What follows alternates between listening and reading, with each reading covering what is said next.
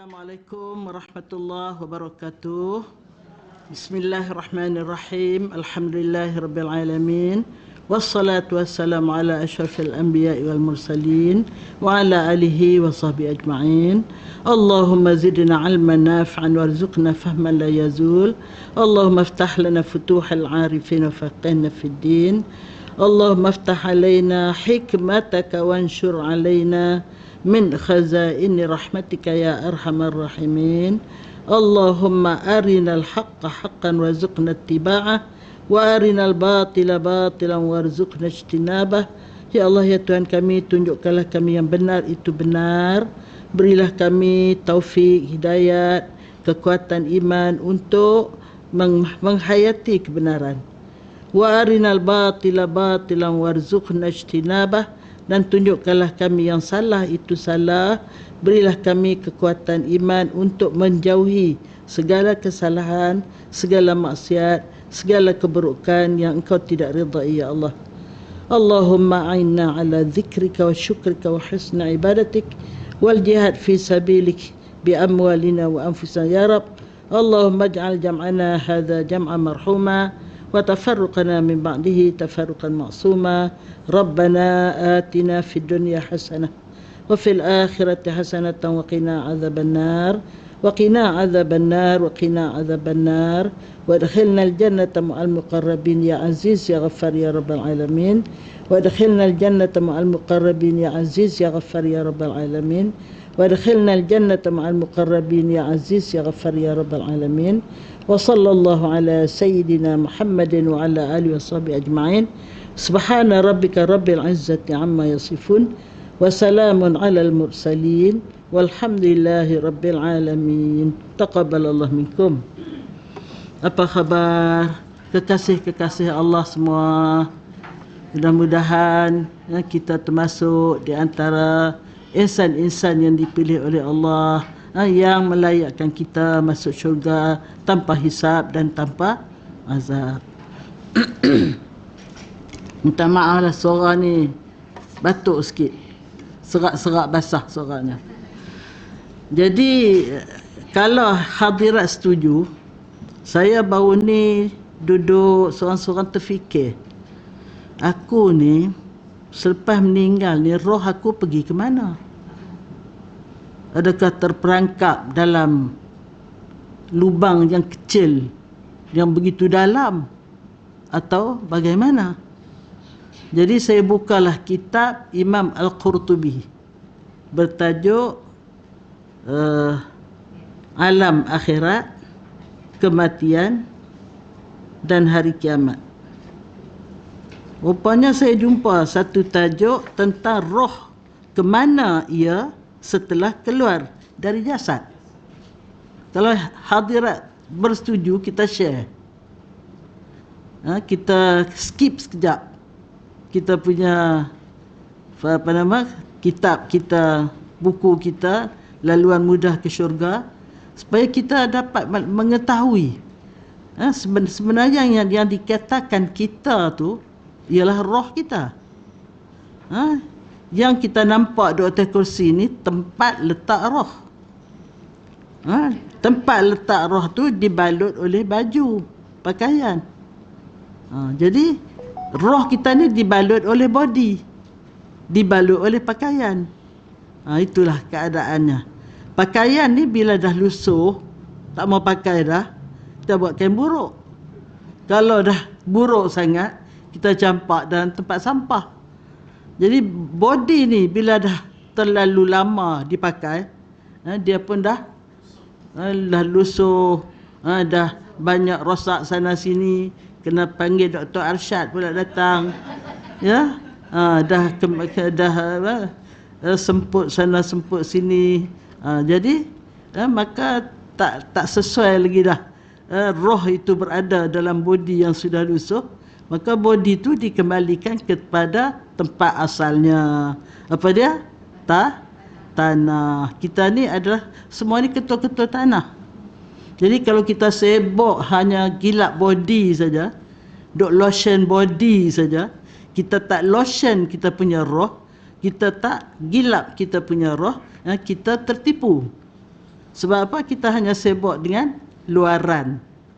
Yang hakikat diri kita ialah roh kita. Hadirat sedang berinteraksi dengan saya ni bukan berinteraksi dengan body. Lah ni body tak boleh sangat. COVID. Jadi kita berinteraksi dengan roh. Balik bila roh ni keluar, dia boleh tak datang ke majlis ni? Tak boleh dah. Dia terbujur. Terbujur kaku dan terpaksa diusung, dibawa ke tempat asalnya. Jadi sebab itu kita kena kenal hakikat diri kita ialah kerohanian kita, roh kita, akal kita. Itu hakikat kerohanian kita. Kita kena faham kita ni ada 3 dalam 1. Ada pernah saya sebut? Ada tak saya sebut? Kita ni ada 3 dalam 1. Pertama, body. Perlulah kita jaga dia. Sebab dia tempat letak kita. Kita isilah body ni dengan makanan yang halalan tayyiban. Yang kedua, akal. Akal ini adalah alat yang paling penting untuk memberi ilmu kepada roh kita. Jadi sebab itu kita datang ke sini ialah untuk mengisi akal kita dengan ilmu. Hadirat sekalian tadi mendapat ilmu tentang bagaimana mencantikkan bacaan Al-Quran. Itu diisi ke akal. Dan sekarang ni kita sambung lagi mengisi akal kita dengan ilmu untuk mengenal jalan-jalan yang dipandu oleh Allah Subhanahu Wa Taala melalui Jibril, melalui Rasulullah, untuk kita kenal bagaimana kita dapat bertemu dengan kekasih kita yang Maha Pengasih, Maha Penyayang, Allah Subhanahu Wa Taala, dengan panduan yang ditunjuk, iaitu jalan mudah ke syurga. Jadi ilmu ini kita isi ke mana? Ke akal. Sebab itu ilmu yang perlu diisi ke akal kita ni ada 3 jenis ilmu. Pertama, ilmu untuk mengenal pencipta kita, yang mengenal, yang memberi kita segala rezeki, yang menentukan segala kehidupan kita sejak kita dilahirkan sampai kita dimatikan. Tetapi ketentuan yang Allah Ta'ala tulis di azali itu adalah berdasarkan pilihan kita. Bukan Allah kata kamu kena jadi macam ni, wahai Salwa. Tak. Tetapi Allah tulis di akhirat, di alam azali, Salwa akan jadi ketua muslimat di sini. Kerana Allah Ta'ala beri pada dia bakat-bakat kepimpinan yang sangat istimewa. Dan dia terus menyuburkannya. Dia menerima bakat itu dan mengembangkannya, menyuburkannya, menggilapkannya sehingga dia dapat memimpin muslimat ini dengan cara yang terbaik. Dan syukurlah kita, alhamdulillah, dikurniakan pemimpin yang hebat. Tahniah Salwa. Jadi isi ke akal. Jadi ilmu pertama, ilmu mengenal pencipta, mengenal segala benda yang diberikan kepada kita oleh pencipta, yang mendorongkan kita untuk berterima kasih kepada Allah yang telah menganugerahkan kita nikmat yang tak terhingga, nikmat sehat, nikmat makan cukup, nikmat keperluan hidup cukup, nak air ada air, nak sambal belacan ada sambal belacan, nak nasi biryani ada, nak apa saja ada, Allah Ta'ala takdirkan. Jadi kita kena kenal Allah dan bersyukur sangat-sangat pada Allah. Yang kedua, ilmu untuk mengenal jalan hidup yang Allah tentukan supaya kita tidak diselewengkan. Sebab kalau kita tidak ada ilmu tentang syariat ini, tentang jalan hidup yang Allah tentukan ini, mudah kita akan terseleweng. Yang terbaru, saya tengok dalam saya punya handphone ni, handphone cerdik ni, Handphone ni dia cerdik tau. Segala-gala ada kat dalam dia. Kita kadang-kadang tak berapa cerdik nak cari. Dalam handphone ni, hadirat ada tengok tak? Satu ajaran baru, Al-Hadi. Al-Hadi apa? Hadi minallah. Katanya dia tu tak Islam. Tetapi di depan dia tu penuh dengan orang-orang berkopiah putih, penuh dengan wanita-wanita yang bertudung, berapa semua. Macam mana tu? Macam mana orang yang begini boleh mengikut orang bukan Islam? Kalau Islam satu hal, bukan Islam. Sebab itu kita kena isi akal kita ni dengan ilmu yang boleh membezakan antara hak dan batil, antara yang benar yang menyeleweng. Budak kecil pun rasanya boleh beza. Tetapi kenapa? Tak tahulah disihirkan ke apakah, wallahu alam. Jadi sebab itu kita kena ada ilmu yang kedua, ilmu syariah.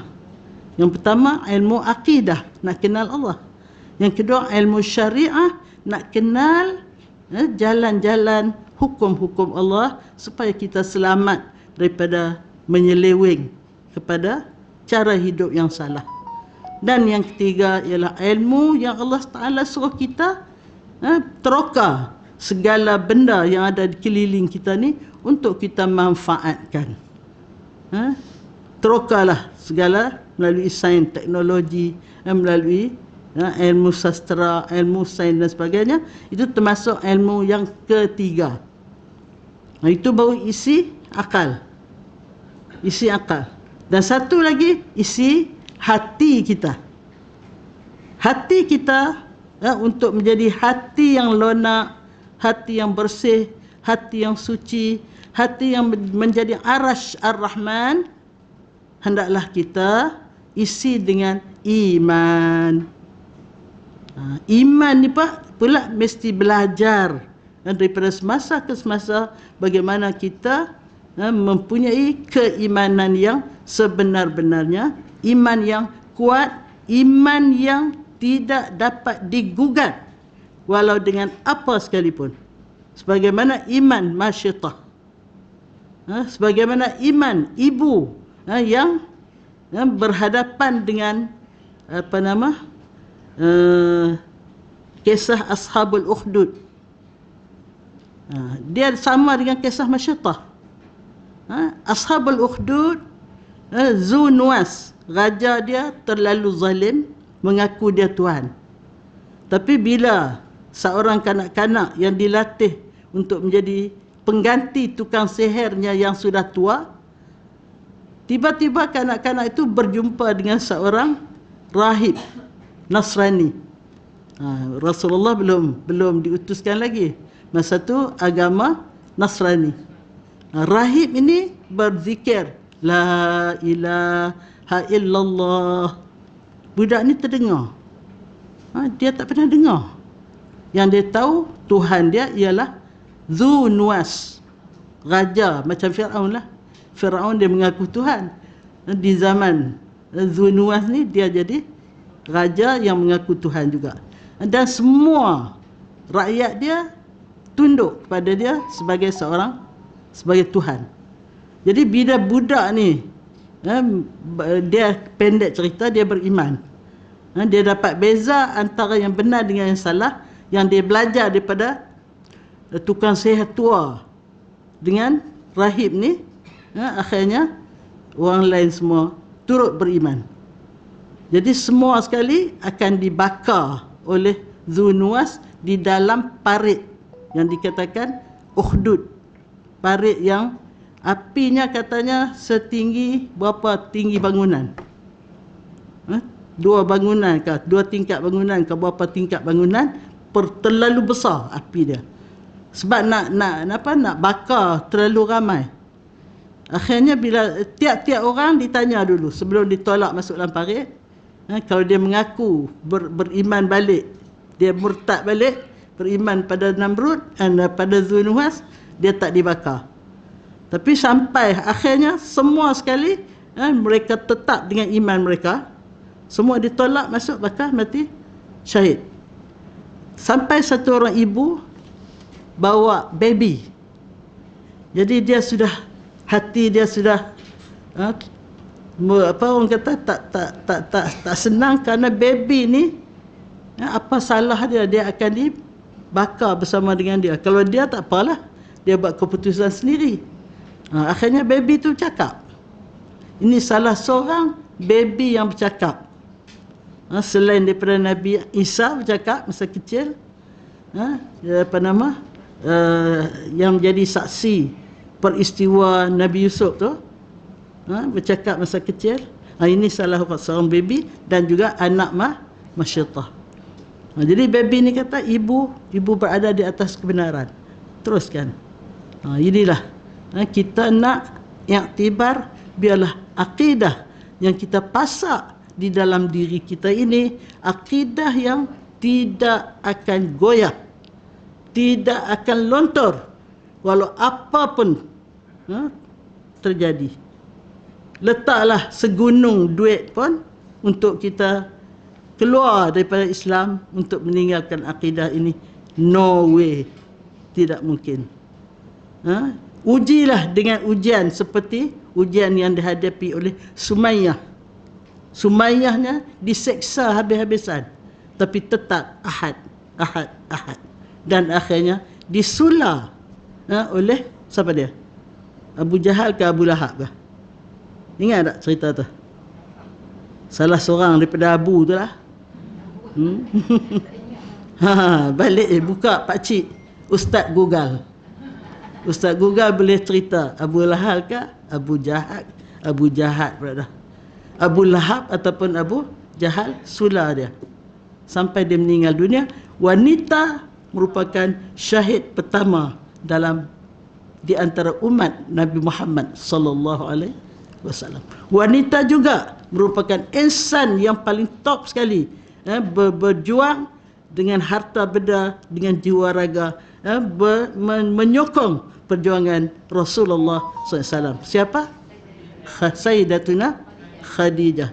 Oleh itu berbanggalah wahai hadirat sekalian, kita menjadi wanita. Tetapi biarlah wanita seperti Khadijah, wanita seperti ibu kepada baby-baby tadi, seperti Masyaitah dan sebagainya.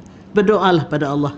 Mudah-mudahan iman yang Allah masukkan kepada kita sejak kita dilahirkan, diazan, iqamahkan di kiri kanan kita, iman yang benar-benar kukuh, benar-benar terpasak dan tak mungkin dapat digugat dengan apa saja sekalipun, insya-Allah. Jadi setuju tak saya nak cerita pasal ke mana kita akan pergi ni? Sebelum dia nak cerita ke mana pergi, dia bawa ada 4 hadis. Yang pertama, Abul Hasan Al-Qabisi mengatakan, menurut para ulama ahli sunnah, roh yang keluar dari jasad itu dibawa naik oleh para malaikat dan berhenti di hadapan Allah untuk ditanya serta diperiksa. Rupanya bila roh kita keluar daripada jasad, malaikat ambil. Ini roh orang yang baiklah ni, yang beriman, dia terus bawa berjumpa dengan Allah Subhanahu wa taala. Kita fikir lepas pada mahsyar nanti, lepas kiamat pun kita nak jumpa dengan Allah. Rupanya sebaik saja bercerai, keluarnya roh daripada tempat duduk dia, body kita dibawa oleh malaikat bertemu dengan Allah untuk diperiksa. Jika ia termasuk orang yang bahagia, Allah berfirman kepada para malaikat, bawalah ia dan perlihatkan tempatnya di syurga.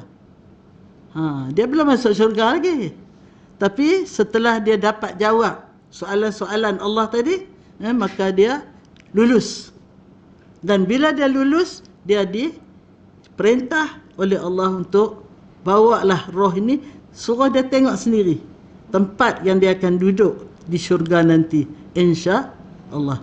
Sebab itu orang yang beriman, kematian dia adalah rahatan lahu, merehatkan dia. Apa makna merehatkan dia? Merehatkan dia daripada segala susah payah hidup di dunia. Hidup di dunia susah. Kena cari makan, kena berubat sakit, ada sakit kepala, ada sakit lutut, ada sakit tengkok. Macam saya ni. Ni alhamdulillah lah ni dah boleh ni dah sikit. Macam-macam. Jadi hidup di dunia ni macam-macam ujian. Bila kita meninggal, ada suatu kerehatan. Sebab itu saya cemburu kepada jenazah-jenazah syuhada yang dibom oleh Yahudi. Dalam beberapa hari yang lalu kan, dalam 32 orang kot yang syahid, 200 lebih yang cedera akibat dibom oleh manusia terganas di dunia. Yahudi laknatullah alaih. Jadi saya cemburu bila tengok barisan. Kami dalam Salimah, kami buat kutipan khas untuk membantu. Sebab kita ada hubungan dengan NGO sana. Bila ada benda peristiwa berlaku, dia terus berhubung dengan kita. Dia hantar gambar-gambar tu semua untuk kita lihat apa yang mereka hadapi. Dan alhamdulillah kita dah buka, kita buat brosur, kita buat apa dia panggil gambar tu, pamflet ke apa mogah, itulah dalam suap lah, dalam WhatsApp lah, untuk nak cari derma khas untuk membantu. Jadi di antara gambar yang dihantar tu sebaris kanak-kanak yang dikapan, kanak-kanak yang sudah meninggal akibat daripada bom tadi, dikapan sebaris. Masya Allah, cemburu saya. Mudah-mudahan kita pun Allah kurniakan dapat mati syahid seperti itu. Jangan lupa ya, nak mati syahid baca ayat apa? Ingat tak? Ada saya bagi? Dah bagi ke belum? Bagi dah? Belum? Tak berani nak jawab. Dalam surah Al-Hasyr ayat 4 di akhir, lau anzalna hadzal Quran, sampai akhir 4 ayat, insya-Allah baca pagi, kalau mati sebelum malam insya-Allah syahid akhirat. Kalau baca malam, mati sebelum subuh, syahid akhirat. Jangan lupa, lau anzalna hadzal Quran ala jabalin la ra'aitahu khashi'an mutasaddian min khasyatillah, sampai akhirlah 4 ayat yang akhir ya. Jadi malaikat pun membawanya ke syurga. Ketika jasadnya sedang dimandikan, masa tu dia dah pergi dah, jasad duk mandi tu. Ni satu hadis lah ya. Selesai dimandikan dan dikafani, ia dikembalikan, dibawa turun balik dan dimasukkan, ya, dikembalikan lalu dimasukkan ke dalam kafan, dan bersama jasadnya. Maknanya roh tadi lepas dia tengok tempat dia dalam syurga, dia dibawa balik, tak masuk dalam body ya, masuk dalam bungkus. Bungkus dah senang. Bungkusan yang dikafan tadi ya. Ketika diusung ke kubur, ia mendengar semua yang dikatakan orang yang menghantarkannya. Sebab itu bila nak angkat jenazah, dia orang kata apa? Apa yang dikatakan pada mayat ini? Dia orang kata apa? Baik. Dia tanya berapa kali? Tiga kali. Mudah-mudahan mayat itu roh tu dia dengar apa yang diucapkan oleh orang-orang yang mengusung dia ke kubur tadi. Kemudian setibanya di kubur, ia dikeluarkan dari jasad. Rupanya dia dikeluarkan balik yang duduk dalam kapan tadi. kemudian didatangi oleh 2 malaikat yang akan mengujinya. Oh, kita dok fikir dah masuk dalam kubur tu, dah ditimbus tu, macam mana nak kena bangkit, nak bangkit macam mana, kan? Rupanya yang akan menghadapi soalan ni bukan body tu, tetapi roh.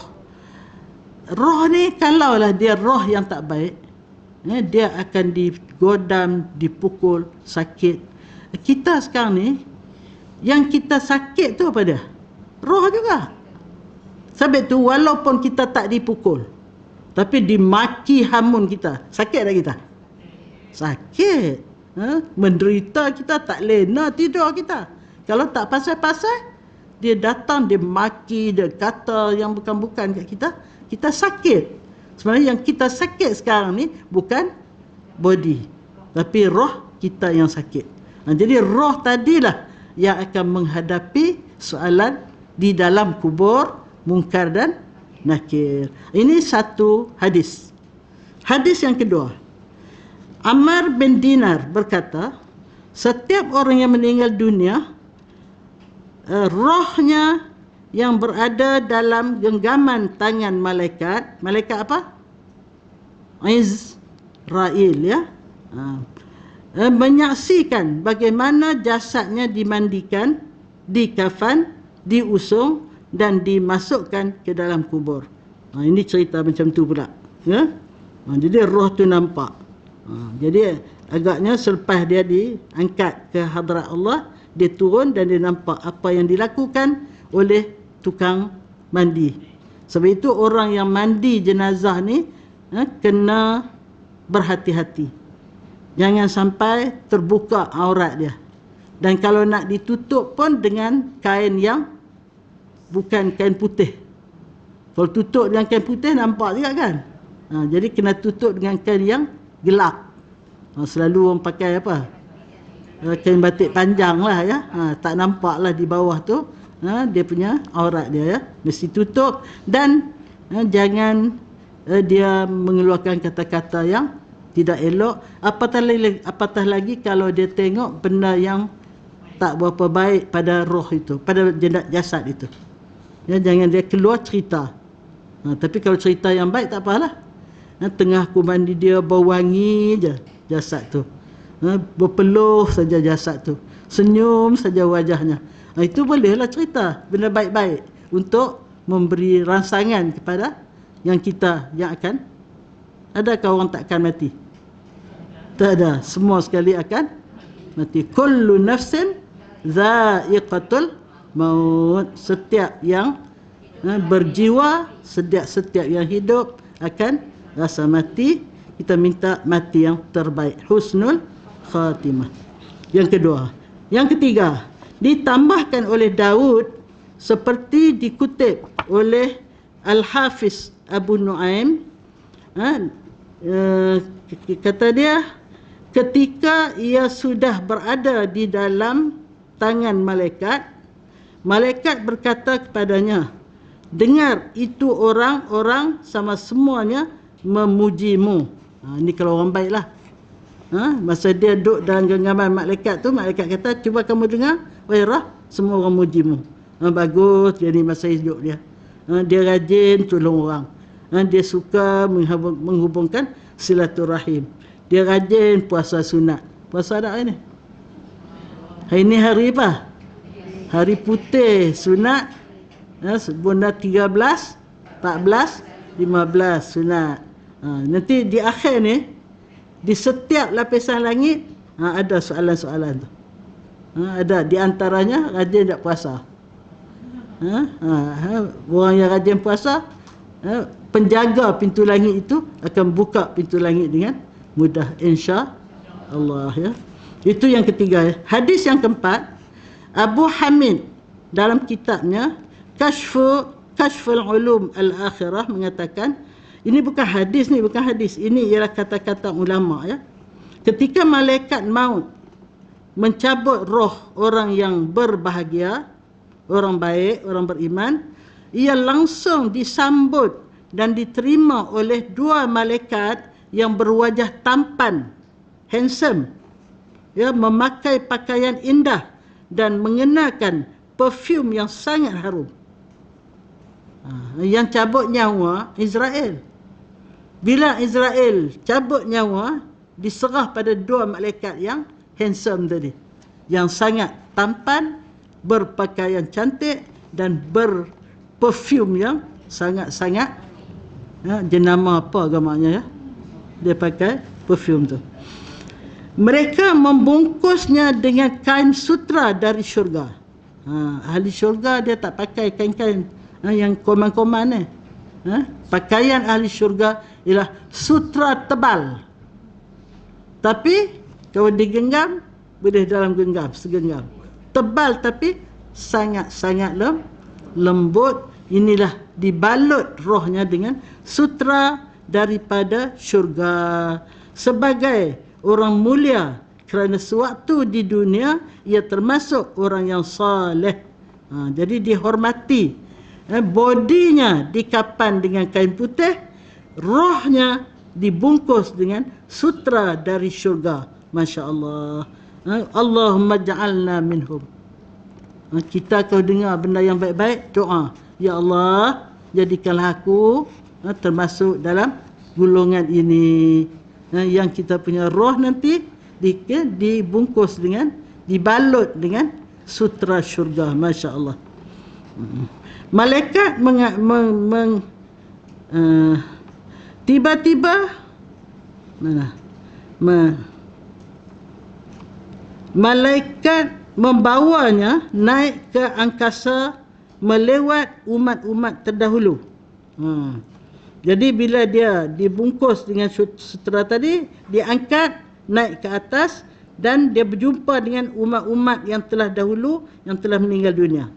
Tiba di depan pintu langit yang pertama, malaikat mengetuk. Malaikat penjaganya bertanya, siapa kamu? Malaikat membawa, aku ialah Shalshil. Rupanya malaikat, dua orang yang turun khas tadi ni, nama dia Shalshil. Dan bersamaku ini si Polan.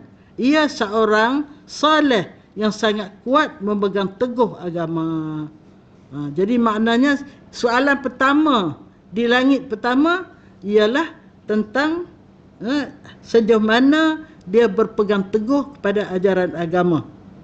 Jadi malaikat laporkan kepada penjaga pintu langit tu, dia ni bagus. Masa hidup dia sangat berpegang teguh kepada agama secara overall lah, secara umum. Mereka melanjutkan perjalanan sampai di depan pintu langit tingkatan yang kedua. Jadi maknanya dia dah lulus, dapat naik melalui lapisan langit yang pertama. Kemudian dia akan menuju pada lapisan langit yang kedua. Ya, malaikat berhenti dan mengetuk pintu langit.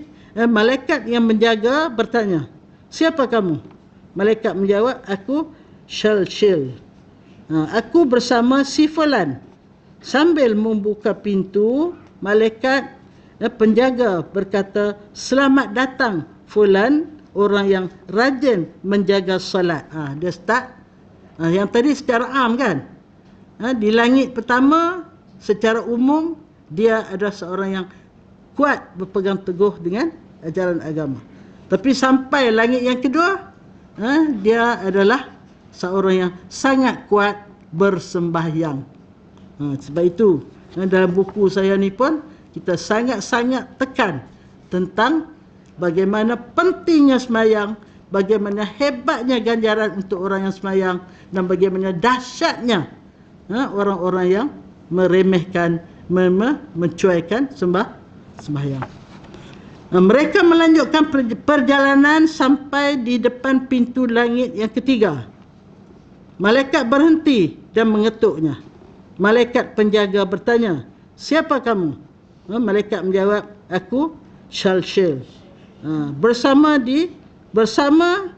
si Polan, sambil membukakan pintu, malaikat penjaga berkata, "Selamat datang si fulan, orang yang membelanjakan hartanya pada jalan Allah dan tidak kikir, tidak kedekut." Jadi itulah. Kita berdoa pada Allah, kita menjadi orang yang suka berinfak. Dapatlah kita naik ke lapisan langit yang ketiga kan? Ketiga ya, insya-Allah.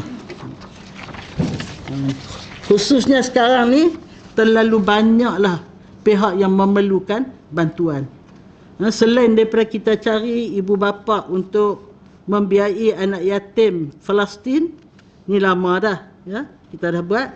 Yang terbaru dilancarkan oleh MAPIM dengan kerjasama Salimah, mencari ibu bapa angkat untuk menyantuni anak yatim Afghanistan yang jumlahnya 1 juta lebih.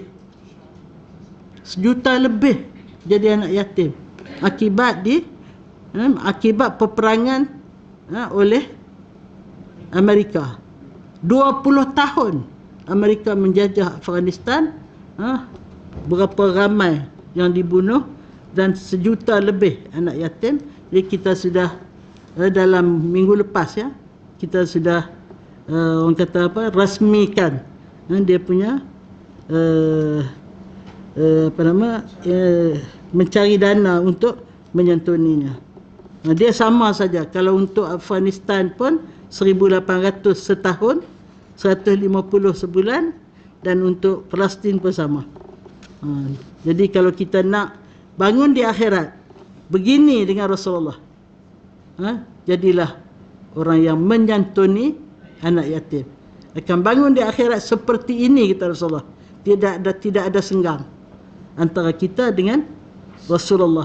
Rasulullah sudah tentu dia duduk di first class A. First class berapa A tak tahulah dalam syurga.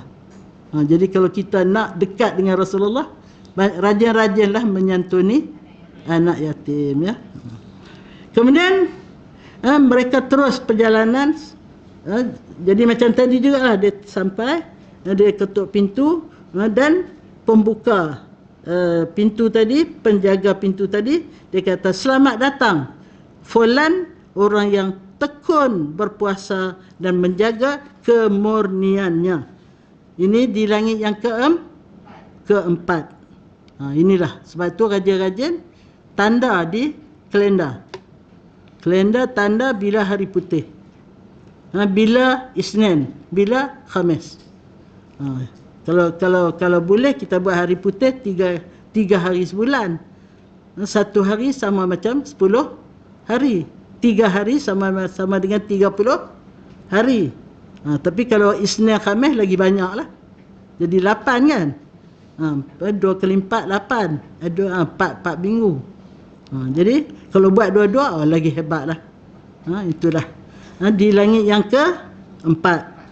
Orang yang hebat mengerjakan puasa dan dia menjaga kemurnian puasa. Apa maksud menjaga kemurnian puasa? Dia puasa bukan puasa jasad saja.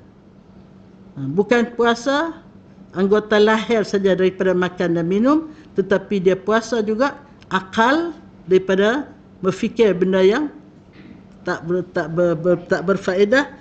Dia berpuasa juga hati, akal dan hati daripada perkara-perkara yang lain selain daripada Allah Subhanahu wa taala.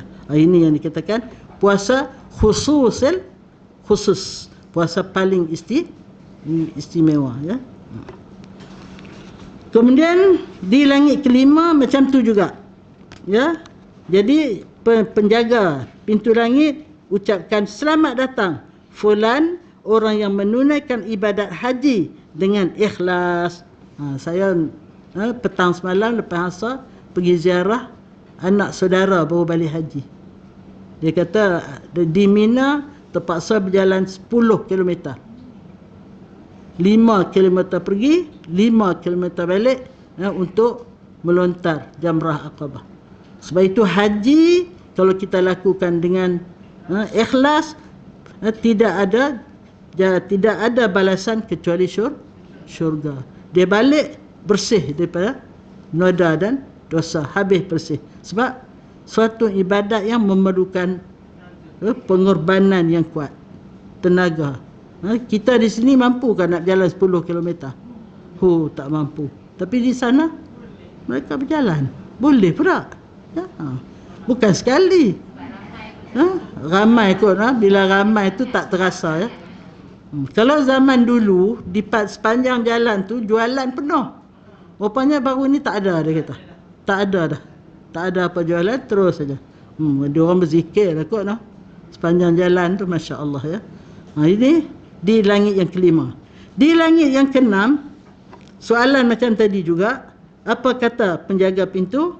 Selamat datang fulan, orang yang soleh, yang budiman, yang sangat berbakti kepada kedua ibu bapanya. Jadi maknanya berusaha berdoa, kita menjadi orang yang salihah, yang beriman, dan kita rasa bertuah, rasa berbesar hati untuk menjadi penjaga kepada ibu bapa kita kalau masih ada. Apa yang berlaku akhir-akhir ni masing-masing bertolak. Kalau ramai adik-beradik, masing-masing mu yang jaga. Kadang-kadang yang baiknya satu orang jaga, hak lain bagi bantuan untuk cari makan, untuk cari bibi, untuk rawatan dan sebagainya. Jadi kita kalau boleh kita yang jaga. Sebab itu Anas bin Malik bertanya Rasulullah SAW tentang pahala orang jaga ibu bapa. Bagaimana jawapan Rasulullah? Seperti yang ibadat 2 juta tahun. Mana orang hidup 2 juta tahun? Hanya orang yang menjaga ibu bapa yang sudah tua, Allah bagi pahala seperti ibadat 2 juta tahun. Sebab itu berebut-rebutlah. Kalau adik-beradik ramai, berebut-rebut. Kalau tak ramai, kita ajalah. Alhamdulillah. InsyaAllah. Yang ke berapa ni? Yang ke 7. Soalan sama.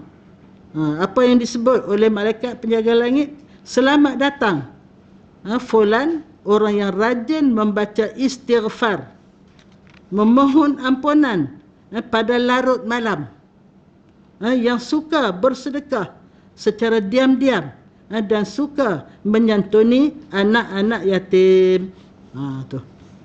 Pertama, rajin istighfar ketika larut malam. Larut malam ni malah sebelum subuh lah. Kena kunci jam. Kunci jam letak jauh-jauh. Jangan letak tepi kepala, tekan jam, terlena balik. Letak jauh-jauh terpaksa bangun pergi nak tutup, bising kan. Jadi tu.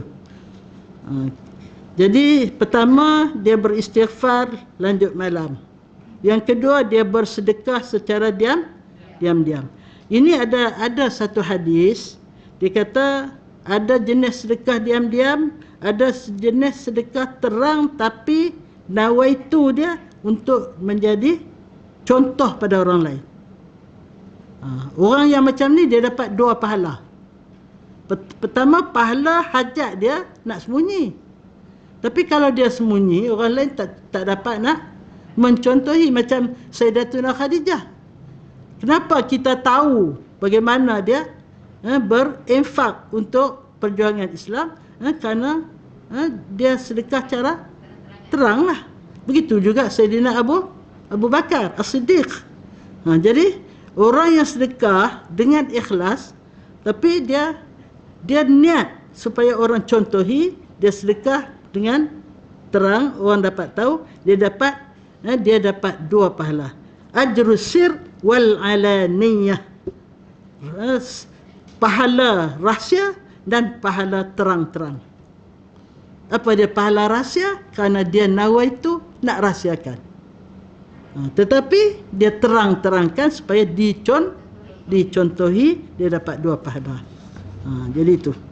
Dan suka menyantuni anak yatim. Jadi saya alhamdulillah bukanlah nak dapat ajrus sir wa alaniyah tadilah. Sudah sejak daripada kami membuat program menyantuni anak yatim Palestin. Saya ingat dalam 7-8 tahun yang lalu lagi. Saya ambil tiap-tiap tahun lah. Dan saya bayar terus. Tulis cek terus 1,800 tahun, senang. Ada boleh bayar bulanan pun boleh. 150 nak bayar 2 bulan sekali, 3 bulan sekali pun boleh. Nak kongsi pun boleh. Kongsi 150, kongsi 15 orang. Dapat seorang 10 ringgit. Tak apa. Yang penting nawaitu kita. Dan kita rasa cemburu untuk dapat peluang ini. Tapi kita tak mampu. Jadi kita boleh 10 ringgit sebulan. Tak apa. Mudah-mudahan Allah menilai keikhlasan kita. Ya itu. Jadi inilah dia di pintu langit yang ke-7. Kemudian mereka melanjutkan perjalanan sampai di depan sebuah khemah. Langit dia 7 lapis kan. 7 lapis. Lepas tu, lepas langit 7 tu, mereka dibawa sampai di depan sebuah khemah yang keagungan. Yang keagungan, khemah yang keagungan, maknanya khemah yang besar lah. Malaikat berhenti dan mengetuknya. Malaikat penjaga bertanya, siapa kamu? Malaikat menjawab, aku Shalshil bersama si Fulan.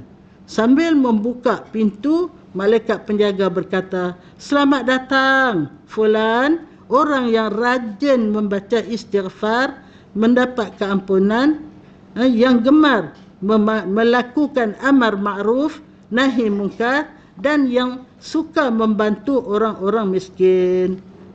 Jadi tu. Yang tadi anak yatim. Yang ni umum. Orang miskin saja dia salah satu tempat dituju. Orang miskin ni dia selalu dia sebut banyak orang kaya, tapi dia terpaksa tuju orang tertentu kepada orang ni lah yang mudah untuk membantu orang miskin, ya. Itu. Ada orang dia buat khas setiap bulan satu envelope khas untuk infak fisabilillah. Itu orang yang dia rancang, dia hidup terancang. Dia daripada dia punya kemasukan dia berapa peratus untuk fisabilillah, berapa peratus untuk simpanan, berapa peratus untuk perbelanjaan dan sebagainya. Ini orang yang bijak sana, bijak sini. Sana pun bijak, sini pun bijak. Pukul berapa dah kita?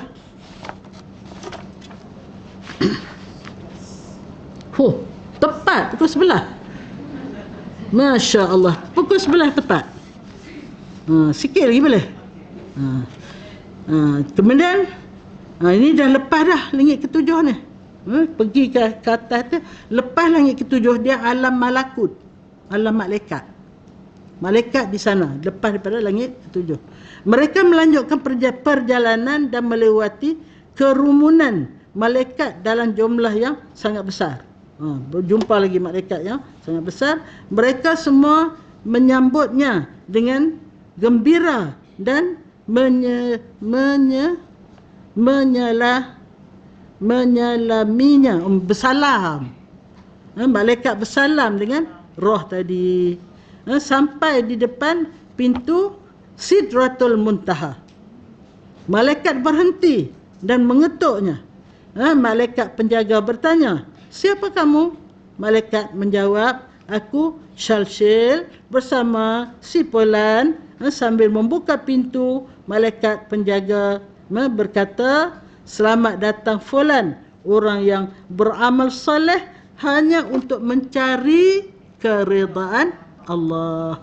Maksudnya ini taraf wali-wali Allah lah. Wali Allah dia beramal, dia bukan nak syurga, tapi dia hanya satu, nak redha Allah sahaja. Allahumma inna nas'aluka ridhaka wal jannah, tu terpulang pada Allah. Kalau Allah nak bagi, Allah bagi. Kalau tak bagi, dia redha. Ini orang yang paling top sekali. Kita tak berani dan kita teringin nak syurga. Tak boleh jadi tok wali, ya. Ya, boleh jadi ustazah ajalah. Jadi itulah. Jadi kita seboleh-bolehnya kita berdoalah pada Allah, kita menjadi orang yang ikhlas, seikhlas-ikhlasnya dalam semua kerja-buat kita, dan minta kita istiqamah dalam amalan yang walaupun tak banyak tapi istiqamah. Kalau kita minta, insya-Allah minta istiqamah nak sembahyang duha, istiqamah nak sembahyang tahajud, istiqamah nak solat sunat, nak puasa sunat, istiqamah nak infak fi sabilillah. Boleh tak saya nak buat keluar uncang macam selalu? Boleh. Sebab sekarang ni ada 3 aja tempat saya mengajar semuka, yang lain semua online. Di sini di Subang Perdana dengan di Seksyen 3 aja. Yang lain semua online. Jadi itulah. Jadi saya punya bonjot tu tak boleh nak edar ya melalui online. Okey. Jadi mereka lalu melewati sebuah lautan api. Lepas tu mereka akan lalu lautan api, lautan cahaya, lautan air dan lautan salji. Jarak setiap lautan tersebut sepanjang 1000 tahun perjalanan. Masya Allah. Kemudian tabir yang menutup arasy dibuka. Di sekitarnya terdapat 80,000 bangunan. Khemah berukuran sangat besar. Masing-masing dihuni oleh 80,000 malaikat yang tengah khusyuk mengagungkan serta mensucikan Allah di bawah cahaya 80,000 rembulan. Apa rembulan ni? Bulan purnama. Seandainya ada satu sahaja rembulan yang tampak oleh penduduk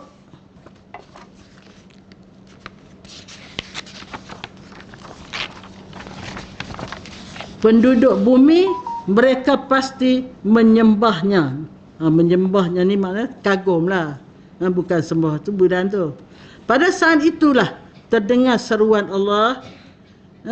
Jiwa siapa yang kalian bawa ini? Allah tanya.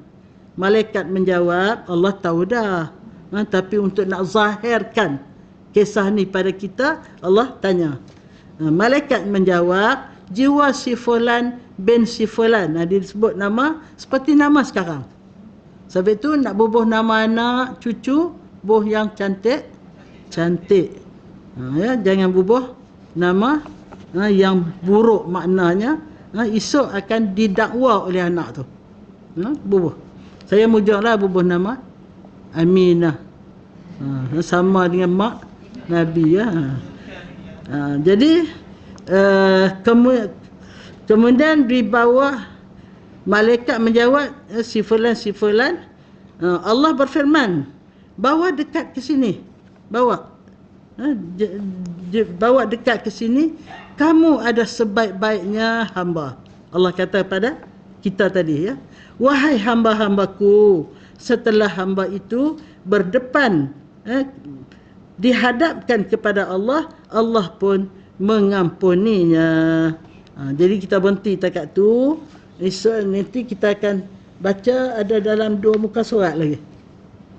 Apa dia seterusnya perjalanan roh kita sampai akhirnya di mana, sehingga kita menunggu berlakunya tiupan sangkakala yang pertama untuk kita semua sekali bangun ke padang mahsyar. Jadi sebelum itu ada lagi.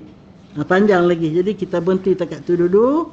InsyaAllah kita sambung. Mudah-mudahan Allah panjangkan umur kita dan Allah beri kita kesihatan untuk meneruskan kita punya program di Taman Syurga Allah ini. Jadi kita akhiri dengan tasbih kafarah, surah wal asri dan doa pendek.